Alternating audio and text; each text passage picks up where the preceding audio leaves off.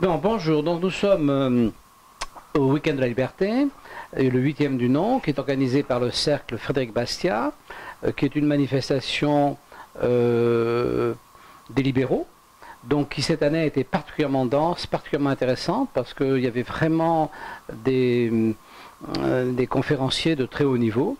Et donc là, j'ai l'honneur de passer un petit moment avec vous, avec Monsieur Garello, le professeur Garello, donc qui nous a donc hier soir fait une conférence sur le libéralisme, la difficulté d'être libéral parce que c'est presque un gros mot, et le fait qu'on n'avait pas de raison d'avoir honte d'être libéral, qui est un truc invraisemblable, c'est que les libéraux se trouvent dénoncés comme étant des sectaires, alors qu'ils sont exactement l'inverse, ne serait-ce que par son mot libéral, ça veut dire l'inverse d'être sectaire.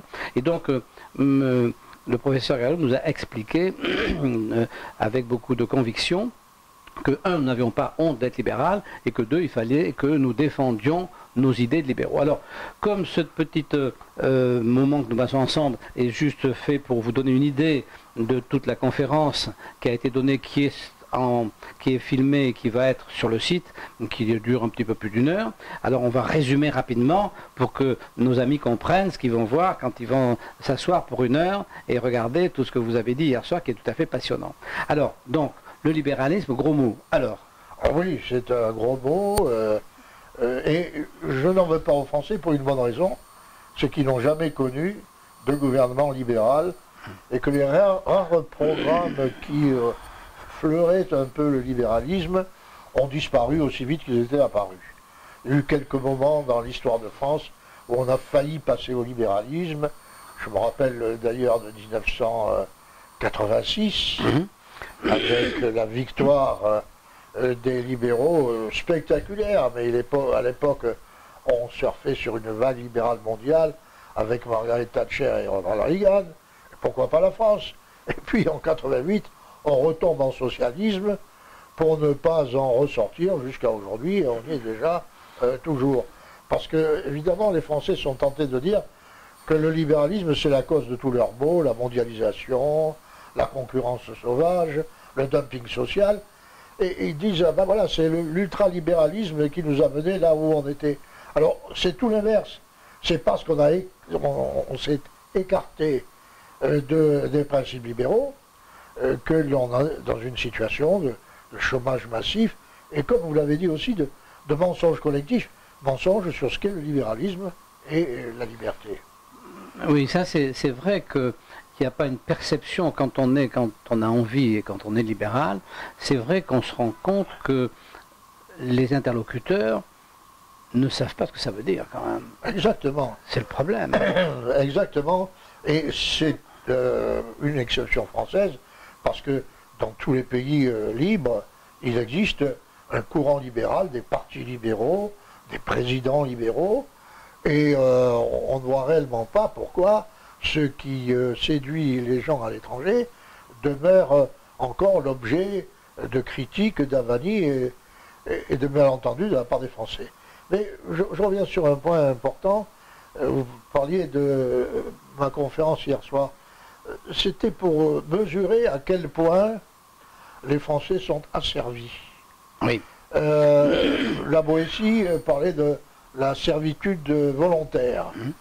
Et il expliquait que les États sont adroits à fabriquer de la clientèle, à distribuer des privilèges, de telle sorte que les gens soient redevables à la puissance publique du peu de bien-être dont ils disposent. Eh bien, aujourd'hui, nous vivons sous la férule des monopoles publics. Exactement. Voilà. Alors, exactement. Alors, c'est cette inversion de la pensée qui est extraordinaire, c'est que ces gens qui sont étatistes, donc qui font passer l'État avant l'individu, qui est quand même, c'était la devise du fascisme, c'est-à-dire tout pour l'État, rien hors de l'État, l'État. Bon, l'État, oui, la Boétie expliquait que pour que la servitude soit réellement efficace, il faut qu'entre l'État et les individus, il y ait des relais. Absolument. Voilà.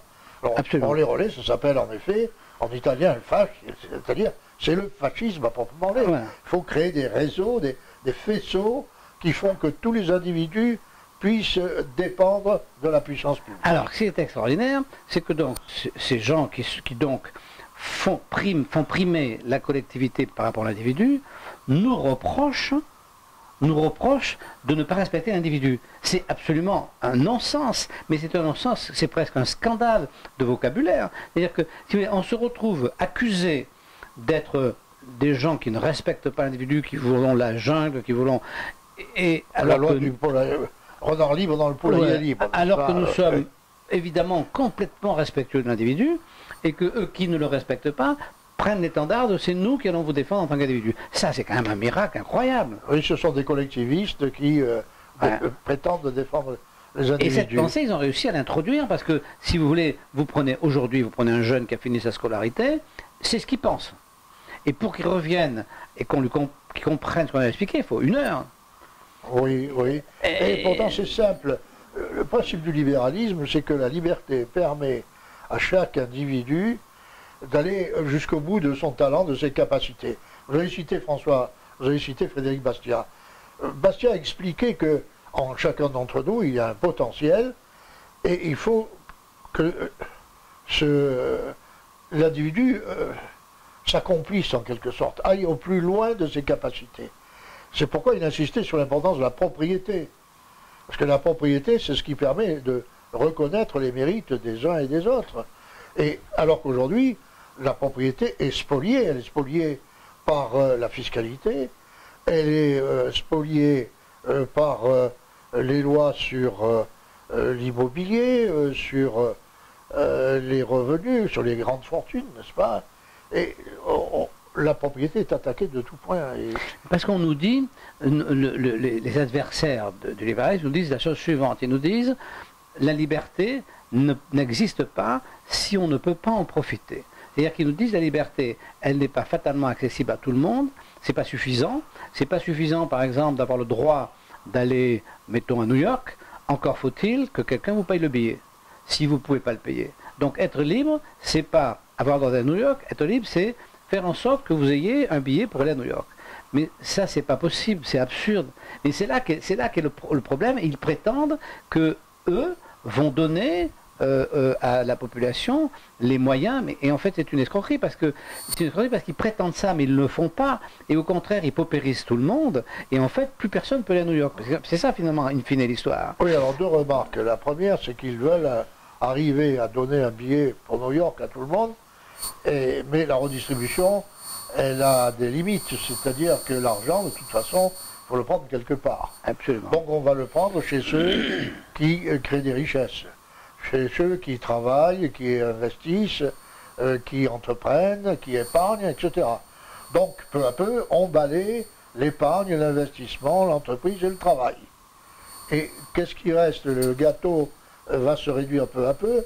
Alors, c'est bien beau de vouloir le couper de manière plus égalitaire, mais la taille tend à se réduire.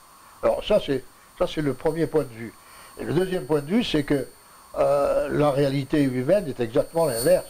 Si vous voulez que le gâteau gonfle, et que la plus petite part soit beaucoup plus importante aujourd'hui que ce qu'elle était hier et avant-hier, eh bien, il faut qu'on favorise le travail, l'épargne, l'investissement. Oui, mais c'est ça le problème. Bien voilà. sûr.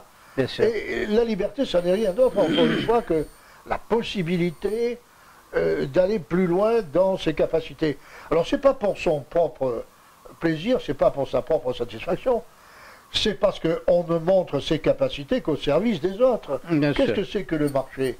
C'est la recherche des besoins à satisfaire. Et je réussis dans mon entreprise ou dans mon activité personnelle dans la mesure où je suis utile et efficace et où je rencontre ce que les autres attendent de moi. Le marché n'est pas quelque chose d'égoïste. On dit toujours c'est l'intérêt personnel, etc. Mais votre intérêt personnel, vous ne pouvez le satisfaire que si vous satisfaites aussi le besoin de quelqu'un d'autre. Évidemment. Bon, sinon, vous ne pouvez pas vendre. Bien sûr, c'est l'histoire du boucher ou du boulanger. C'est le consommateur qui commande. Ça, c'est certain. Toute la chaîne humaine part du consommateur. Exactement. Au lieu de se mettre dans la peau des besoins individuels, on se met du côté des producteurs. Mais s'ils produisent des choses qui ne servent à personne et qui, au contraire, inhibent l'initiative, C'est les usines de l'URSS. Voilà. Eux qui fabriquaient des produits qui intéressaient personne. C'est le plan, en règle générale, c'est le plan. Exactement. Ouais. Quelqu'un a dit, je crois que c'est Daniel, qui est un historien de l'économie, qui a dit au fond, la France est le seul pays où la planification soviétique est réussie. Oui, il y a eu ça. Voilà. Oui. Et il y a une autre citation récente, elle a été évoquée par Jean-Pierre Robin dans un article du Figaro. Il a trouvé une citation de Karl Marx, 1869, en disant la France est le pays le plus socialisé d'Europe, parce que c'est le pays le plus étatisé, et il disait déjà, les gens sont asservis, ils sont contrôlés, ils sont surveillés, et ils ont conclu, l'étatisme, c'est le stade suprême du socialisme. Oui. Donc on est allé au-delà du socialisme, c'est l'étatisme. Et ça, c'est pas nouveau, malheureusement. Alors, moi, j'avais été... Alors, je vais vous raconter quelque chose. Je parle en tant qu'élève, là. Hein. Vous êtes professeur. Alors, j'ai cru comprendre, et vous me direz si je me suis trompé, j'ai cru comprendre chez von Mises que... il disait que la bureaucratie, parce que tout le monde dit la bureaucratie, il disait la bureaucratie, on ne peut pas y échapper. Le problème, c'est dans quel sens elle fonctionne. Si la bureaucratie est aux ordres du pouvoir en haut, elle va transmettre des ordres en bas et elle va faire donc des assujettis qui seront en bas. Mais si elle est dans l'autre système, si elle part du consommateur, elle va retransmettre en haut les émotions et les volontés du consommateur et elle va être utile donc aux dirigeants, donc d'entreprise par exemple, c'est-à-dire qu'il faisait la différence entre une bureaucratie d'État qui est là pour transmettre des ordres et donc en bas mettre la servitude, et la bureaucratie de l'entreprise qui est là pour transmettre des désirs des consommateurs et qui donc est bénéfique aux dirigeants. Je comprends bien l'opposition entre le top-down et le bottom-up. Bon, je doute que Mises s'est réellement employé, ou ça a été une mauvaise traduction, parce que le terme bureaucratie implique justement une certaine souveraineté, un certain pouvoir que détient le bureaucrate sur celui à qui il a affaire. Ce que je crois, Mises a expliqué, c'est que il y a un intermédiaire entre l'action individuelle, l'action humaine et le bien commun ou les intérêts collectifs, qui est le marché. Cette bureaucratie à laquelle vous faites allusion, c'est en fait les signaux... Un des rouages du marché. C'est les signaux que le marché transmet pour aiguiller. Si une bureaucratie veut dire aiguiller, guider, je suis d'accord avec vous. C'est une bureaucratie. On appelle encore cela de la cybernétique, n'est-ce pas? C'est comment circule ou la coordination. Le marché est un processus de coordination. Oui, c'est le mot bureaucratique que j'ai du mal à traduire. Voilà, alors on est d'accord. Bureaucratie, à la bureaucratie d'État, il faut opposer la coopération du marché. Voilà. Mais bien sûr, la bureaucratie d'État, c'est le pire de tout. Ah bah oui, alors on a bien vu pendant ces 2 jours... il y en a quand même 6 millions et quelques. Oui, non, mais c'est l'horreur. Parce qu'on compte toujours les fonctionnaires d'État, de collectivité territoriale, l'hospitalier, mais il y a les entreprises publiques, il y a toutes les entreprises qui ne travaillent que sur les marchés publics, ainsi de suite. Et tout ça, ça correspond à une armée de fonctionnaires au sens large qui est de 6 millions. Oui, et alors l'erreur que font les gens, et on l'a bien vu pendant le week-end, quand par hasard quelques-uns expriment une souffrance qu'ils ont eue à cause de ce système, quelque part, ils ont une pudeur par rapport à cette souffrance, et quelque part, ils ont l'impression que c'est une exception. C'est ça qui est terrible. C'était comme ça chez Staline. Les gens disaient, si ils étaient mis en prison, toute leur famille, ils disaient, si Staline était au courant, il ne pourrait pas faire ça, désignant les exécutants. Et en fait, l'ordre venait de Staline. Donc, si vous voulez, là, c'est un peu pareil. Le système est oppressif. Les gens sont victimes de tel ou tel fonctionnaire qui ne fait jamais que remplir la mission oppressive pour laquelle il est payé. Et les gens disent, mais celui-là, je suis tombé sur un mauvais fonctionnaire, et si j'étais tombé sur un gentil, j'aurais aucun problème. Ils n'en font pas la liaison entre le problème, la souffrance que leur apporte le système, et ils pensent que c'est un souci strictement individuel, un problème d'homme, alors que c'est un problème de structure. Oui, tout à fait. Il y a de la délation, on a employé l'expression pour les régimes totalitaires communistes, mais aujourd'hui la délation À délation directe, on va arriver à faire poursuivre quelqu'un devant le fisc, parce qu'anonyquement et téléphoniquement, quelqu'un a dit ce monsieur a fraudé. Et il y a toute une jurisprudence qui autorise, et toute une réglementation qui autorise les inspecteurs du fisc à venir chez vous à 6 h du matin et puis à fouiller dans vos papiers, sur dénonciation. Moi j'étais victime d'une dénonciation il y a quelques années, quand c'était un peu plus flamboyant au point de vue des idées libérales en politique. J'avais des amis qui étaient dans les impôts locaux qui m'ont dit « Ah mais si c'est un inspecteur de Paris qui est venu chez toi, tu peux être sûr que c'est sur délation. » Voilà.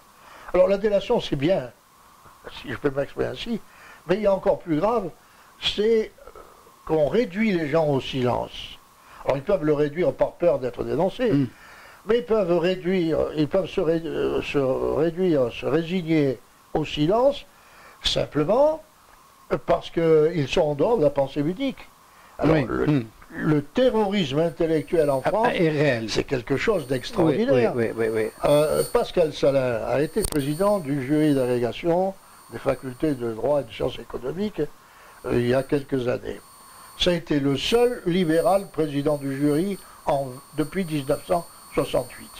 Et il faut voir les attaques qu'il a reçues de tous les côtés, dans tous les journaux. Parce qu'on a dit il va agréger que des économistes ultralibéraux. Total, il y en avait 5 ou 6 sur 25, c'est pas beaucoup. Hein. Mais vous voyez, vous n'avez pas le droit de vous écarter du chemin.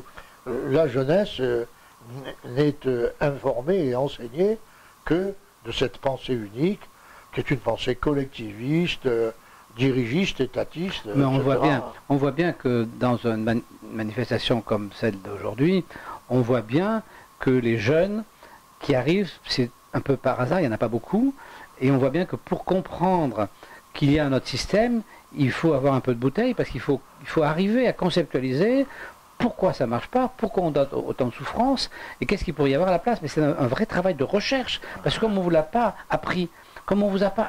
Alors, l'éducation nationale, enfin l'instruction quelle qu'elle soit, passe complètement à côté de gens comme Bastiat. Enfin, ce type de pensée n'est pas enseigné. Quand c'est pas enseigné, ça veut dire qu'il faut l'apprendre tout seul. Et l'apprendre tout seul, c'est pas gagné. Parce qu'il faut faire des recherches, il faut se poser des questions, il faut arriver à dire ben, pourquoi ça ne va pas, où est le problème. Enfin, c'est pas du tout évident. Hein. Donc, si vous voulez, effectivement, si ce pays était intellectuellement honnête, les choses seraient sur la table. Et on dirait aux gens, ben voilà. Il faudrait qu'il y ait une concurrence entre écoles et entre universités. Et ben voilà. Pourquoi est-ce qu'aux États-Unis, il y a des idées de toutes sortes qui fusent de toutes parts? Simplement parce que vous avez le choix entre des universités et que c'est la concurrence à long terme qui identifiera quelles sont les meilleures universités. En France, l'université, elle est programmée comme l'école, avec les matières à enseigner, les heures à consacrer à ceci. Oui, c'est ce mode de concurrence qui fait qu'on a qu'une seule... Les diplômes. En France, les diplômes sont des diplômes d'État. Absolument. Il y a ce qu'on appelle le monopole de collation des grades. Seul l'État peut délivrer des diplômes. Alors il y a une exception heureuse, qui est celle des grandes écoles de commerce ou de finance. On leur a laissé un peu de liberté, mais pour le reste, il est certain que les diplômes universitaires sont un monopole public. Et ça tue la pensée. Alors moi je voudrais d'abord faire remarquer que grâce à vous et à d'autres pionniers, il existe quand même, grâce à Internet, une possibilité de briser la pensée unique. Hein. Votre mission, et vous la faites, vous remplissez très bien, c'est de briser la pensée unique. Tout à fait. En ce qui me concerne d'ailleurs, l'ALEPS, que j'ai dirigé pendant 37 ans, Association pour la liberté économique et le progrès social, a un site qui s'appelle Libre. Avec un S. Liberté et responsabilité, libre.org. Vous pouvez y aller. Bon, petite contribution à la pédagogie libérale. Et la deuxième remarque que je voulais faire, c'est que vous avez parlé de souffrance, c'est vrai, ce peuple souffre, nous souffrons tous de ces inégalités, de ces injustices, de cette servitude. Il faut passer maintenant de la souffrance à l'espoir. Et il faut dire aux gens que rien n'empêche que les Français, comme leurs voisins, presque tous, sont passés par une phase de dirigisme et d'étatisme. La concurrence mondiale les a amenés à y voir un peu plus clair, parce qu'on a pu observer ce que la liberté pouvait produire dans d'autres pays, et on s'est mis au niveau des meilleurs et des plus efficaces. Alors pourquoi pas les Français? L'espoir, c'est dans la liberté. Professeur, voilà. C'était très bien. Je crois qu'on a fait un survol. Vous avez eu, c'est un petit peu magique. Là, vous avez fait un survol de l'ensemble de notre manifestation, Oui, oh. ce qui va permettre à tous ceux qui ne vont pas être des millions, hein, mais les quelques-uns qui vont regarder notre. Les apports, c'était 12. Oui, notre site vont avoir envie de tout regarder. Et je pense qu'ils vont prendre beaucoup de satisfaction intellectuelle à regarder tous les intervenants qui ont été tout à fait intéressants. Bien. Eh bien, écoutez, merci en tout cas de votre disponibilité pour cette passion que vous avez, intellectuelle, d'être toujours présent, toujours prêt à accepter un interview. Merci beaucoup et puis à bientôt. Donc on dit au revoir et à bientôt à nos amis. Au revoir.